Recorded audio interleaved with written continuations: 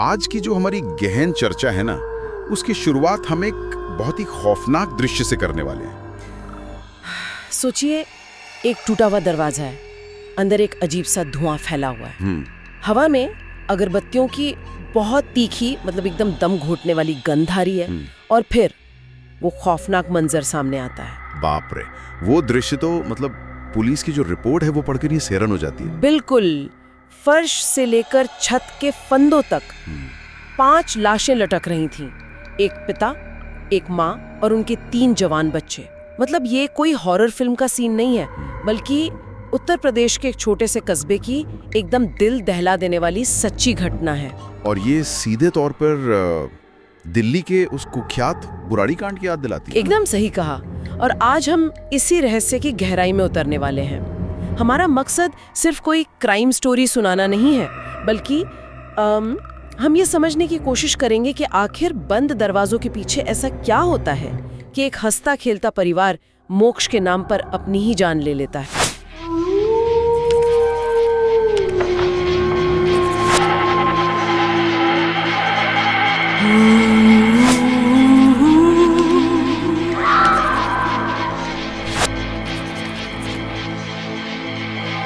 क्योंकि देखिए, पुलिस की जो प्रारंभिक जांच के तथ्य सामने आए हैं ना, वो इंसान के दिमाग की उस खौफनाक कार्यप्रणाली को दिखाते हैं जहां तर्क पूरी तरह से खत्म हो जाता है।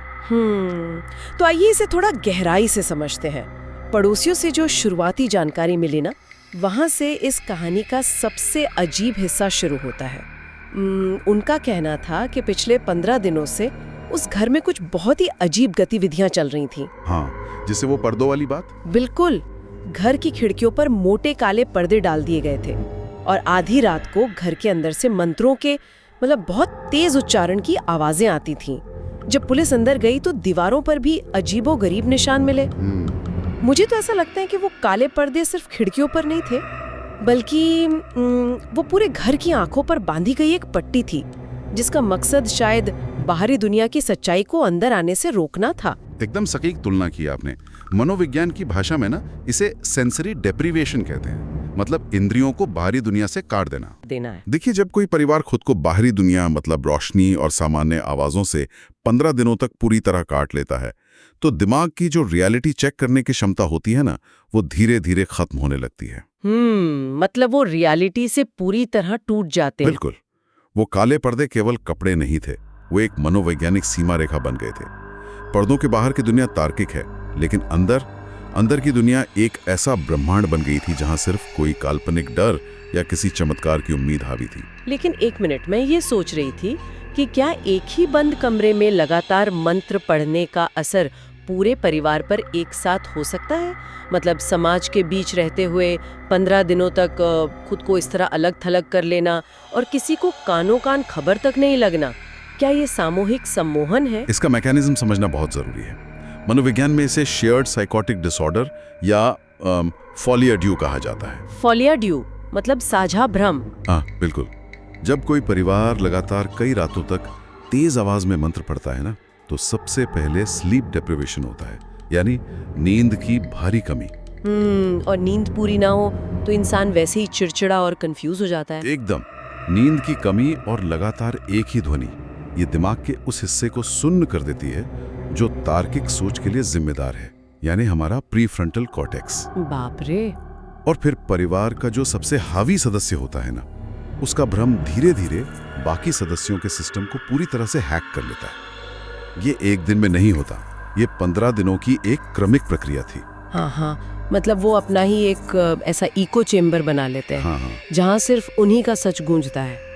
और पड़ोसियों ने इसलिए कुछ नहीं कहा क्योंकि हमारे समाज में आधी रात को मंत्र पढ़ने को लोग सामान्य पूजा पाठ मान लेते हैं। यही नॉर्मलाइजेशन की जो प्रवृत्ति है ना, यही उस अदृश्य खौफ को पनपने का सबसे बड़ा मौका देती है। जब तक समाज को खतरे का एहसास होता है, तब तक बहुत देर हो चुकी होती है। और इसका सबसे बड़ा सबूत वो डायरी है जो पुलिस को मिली।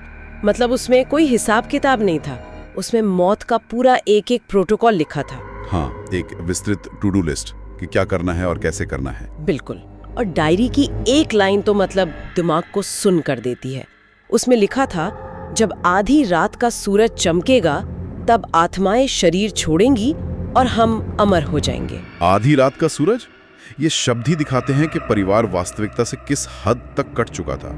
उनके लिए रात का अंधेरा भी किसी अलौकिक रोशनी का प्रतीक बन गया था। पर यहाँ ना एक बात मेरे गले नहीं उतर रही।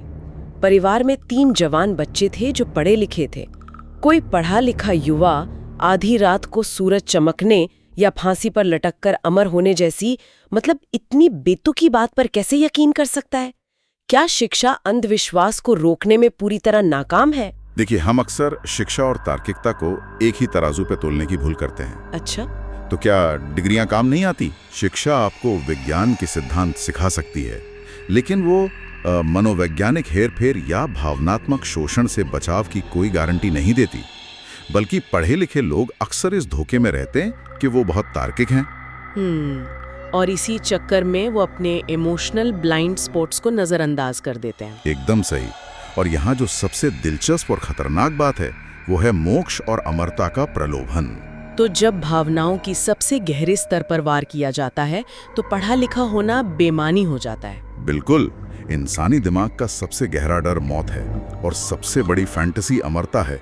जब इसे अनुष्ठान का रूप दे दिया जाता है ना, तो तार्किक सोच काम करना बंद कर देती है। मतलब वो इसे आत्महत्या मान ही नहीं रहे थे। हाँ, डायरी का प्रोटोकॉल दिखाता है कि वे इसे एक पवित्र कार्य मान रहे थे, और जब किसी कृत्य को पवित्रता का चोला पहना दिया जाए तो उसमें संदेह करना पाप लगने लगता है। ये सोचकर ही सिहरन होती है कि उन्होंने अपनी ही मौत को एक आध्यात्मिक उत्सव मान लिया था। और तफ्तीश में जो आगे खुलासा हुआ ना, वो तो और भी चौंकाने वाला है। पता चला है कि घर का सबसे छोटा बेटा पिछले 1 साल से किसी अज्ञात गुरु के संपर्क में था।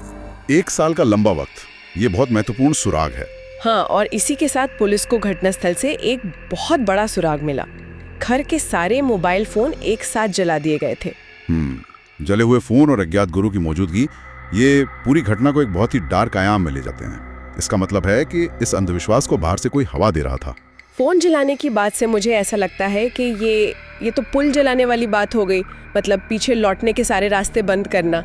लेकिन अगर वो अमर होने जा रहे थे तो फोन क्यों जलाए? फोन जलाना तो सबूत मिटाने की तरफ इशारा करता है ना। बिल्कुल। क्या ऐसा हो सकता है कि उस अज्ञात गुरु ने अपनी पहचान छिपाने के लिए उनसे फोन जलवाए हो? इस बिंदु पर आकर 2 अलग-अलग संभावनाएं बनती हैं। अगर गुरु ने जानबूझकर फोन जलवाएं तो इसका सीधा मतलब है कि वो आपराधिक रूप से शामिल था। वो कोई संत नहीं, बल्कि एक शातिर अपराधी था जो अपना डिजिटल फुटप्रिंट मिटाना चाहता था। और दूसरी संभावना क्या है? मतलब अगर परिवार ने खुद जलाए हो तो? मनोवैज्ञानिक दृष्टिकोण से ये दूसरी संभावना और भी खौफनाक है। आज के समय में फोन बाहरी दुनिया से जुड़े रहने का सबसे बड़ा साधन है। फोन को जलाना इस बात का अंतिम प्रतीक था कि भौतिक दुनिया से उनका मोह पूरी तरह भंग हो चुका था। अच्छा, मतलब वो मोक्ष की यात्रा में कोई बाधा या कोई डिजिटल मोह नहीं रखना चाहते थे। एकदम। वे नहीं चाहते हैं कि ऐन मौके पर किसी का फोन आए और उनके उस अनुष्ठान में कोई खलल पड़े। पर एक बात बताइए, एक बाहरी व्यक्ति, वो अज्ञात गुरु, वो पूरे परिवार पर इतना हावी कैसे हो गया? मतलब बाकी लोग तो शायद उसे जानते भी नहीं होंगे। इस तरह का नियंत्रण ना कभी भी एक झटके में नहीं होता। गुरु सीधे पूरे परिवार पर हमला नहीं करता। वो सबसे कमजोर या भावुक सदस्य को चुनता है, जो इस मामले में सबसे छोटा बेटा था। आप इसे एक कंप्यूटर वायरस के तरीके से समझ सकती हैं। Computer virus? ये उपमा यहाँ कैसे फिट बैठती है? देखिए, सिस्टम को हैक करने के लिए वायरस एक साथ पूरे नेटवर्क पर हमला नहीं करता। वो सबसे कमजोर नोड की तलाश करता है। गुरु ने पहले छोटे बेटे की भावनात्मक कमजोरियों का फायदा उठाया। और फिर बेटा अनजाने में ही उस गुरु का एजेंट बन गया। बिल्कुल। परिवार वाले गुरु पर नहीं, अपने बेटे पर भरोसा कर रहे थे। बेटे ने धीरे धीरे पूरे परिवार के फायरवॉल यानी तार्किक बचाव को गिरा दिया और अंततः पूरा परिवार संक्रमित हो गया। बाप रे, ये बहुत भी विचलित करने वाला है। मतलब जिस पर परिवार सबसे ज्यादा भरोसा करता है वही उनकी मौत का रास्ता तैयार कर रहा था। ये सब बुराड़ी कांड की यादों को और गहरा कर देता है। हाँ, और ये साबित करता है कि 11 फंदों वाली उस घटना से समाज ने कोई ठोस सबक नहीं सीखा है। आज भी चमत्कार के नाम पर मौत का खेल जारी है। तो इस सब का असल मतलब क्या है? ये सिर्फ एक क्राइम स्टोरी नहीं है, ये एक चेतावनी है। हम सोचते हैं कि आसपास सब ठीक है, पर बंद दरवाजों के पीछे क्या चल रहा है इसका अंदाजा तक नहीं होता। सही कहा। अगर हम इसे बड़ी परिप्रेक्ष्य में देखें ना, तो अंधविश्वास किसी भी सामान्य घर में पनप सकता है। समाज की जो ये चुप्पी है, कि ये उनका निजी मामला है, यही ऐसे खौफनाक अंजाम की जमीन तैयार करती है। बिल्कुल। आज की इस चर्चा में हमने देखा कि कैसे काले पर्दों से लेकर रहस्यमयी डायरी के पन्नों तक और एक अज्ञात गुरु के प्रभाव से लेकर जले हुए मोबाइलों तक इस परिवार ने अमरता की तलाश में मौत को गले लगा लिया। इंसान के मन पर नियंत्रण की ये असीमित ताकत सच में बहुत डरावनी है। एकदम। और इसी विचार के साथ मैं अंत में एक बहुत ही बेचैन करने वाला सवाल छोड़ना चाहती हूँ। इस पूरी घटना में एक अज्ञात गुरु ने छोटे बेटे के जरिए पूरे परिवार के फैसले बदल दिए। तो सोचने वाली बात यह है कि हमारी अपनी जिंदगी में हम जो भी बड़े फैसले लेते हैं, चाहे वो कितने भी स्वतंत्र क्यों ना लगें, क्या वे सच में हमारे अपने होते हैं?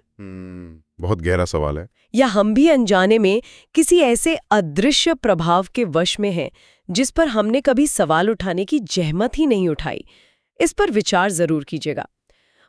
आज की इस गहन चर्चा को यहीं विराम देते हैं।